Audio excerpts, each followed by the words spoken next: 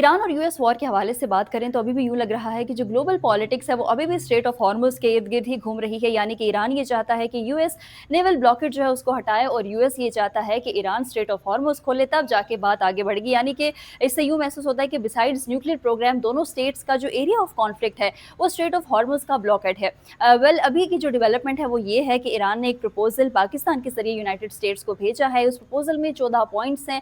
उसके तहत ईरान ये चाहता है कि अमेरिका हर तरह की गारंटी दे कि वो हर तरह के एग्रेशंस को रोकेगा, ईरान पे हमले नहीं करेगा, नेवल ब्लॉकेट को लिफ्ट करेगा और उसी के साथ साथ जो यूएस ने ईरान पे सैंक्शंस इंपोज किए हुए हैं उन्हें भी हटाएगा। तो तब जाके स्ट्रेट ऑफ हॉर्मुज के खुलने के हवाले से बातचीत होगी। और ईरान ने ये भी कहा है कि अगर अमेरिका इन तमाम तर पाबंदियों में नरमी लाता है तो न्यूक्लियर प्रोग्राम के हवाले से भी गुफ्तगू या नेगोशिएशंस हो सकती हैं। यानी कि ईरान ने एक सिग्नल दिया है कि जो पीस टॉक्स का एक और राउंड है ईरान उसके लिए तैयार है। लेकिन हमेशा की तरह प्रेसिडेंट ट्रंप ने इस मरतबा भी इस प्रपोजल को रिजेक्ट किया और ये कहा कि स्टिल नॉट सेटिस्फाइड। और नेवल ब्लॉकेट के हवाले से उनका ये कहना था कि वी आर लाइक पायरेट्स, यानी कि पायरेट्स वो समुद्री लुटेरे होते हैं जो कि शिप्स को फोर्सफुली जो है उन्हें कंट्रोल करते हैं। लेकिन दूसरी जानिब ईरान के जो डेप्यूटी फॉरेन मिनिस्टर हैं उनकी जानिब से ये कहा गया है कि अब जो बॉल है वो यूनाइटेड स्टेट्स के कोर्ट में है और उनकी मर्जी है कि वो डिप्लोमेसी को चूज़ करते हैं या वॉर को चूज़ करते हैं। और ईरान ने बड़ा क्लियरली बता दिया कि भाई हम तो हर चीज़ के लिए, दोनों पार्ट्स के लिए जो है वो तैयार हैं। दूसरी जानिब ईरान की जानिब से भी डिप्लोमेटिक एफर्ट्स की जा रही हैं।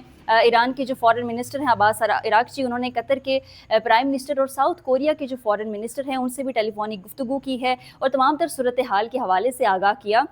और इस सब के बाद अब जाके तो प्रेसिडेंट ट्रंप की जानिब से ये स्टेटमेंट सामने आई है कि हम सोच भी नहीं सकते कि जो ईरान का प्रपोजल है वो दैट वुड बी एक्सेप्टेबल, या कि हम उसको एक्सेप्ट करें, लेकिन फिर भी हम इन 14 पॉइंट्स को जो है वो रिव्यू करेंगे। लेकिन उसी के साथ साथ जो इसराइल है उसकी जानिब से लेबनान पे जो बॉम्बिंग है वो जारी है। और याद रहे कि ईरान ने ये शर्त भी रखी थी कि इन दोनों कंट्रीज़ के दरमियान सीज़ फायर होना चाहिए और इसराइल जो है इस बॉम्बिंग को रोके। लेकिन जो लेबनान की हेल्थ मिनिस्ट्री है उनकी जानिब से भी कहा गया है कि जो डेथ टोल है वो भी मुसलसल जो है वो बढ़ रहा है।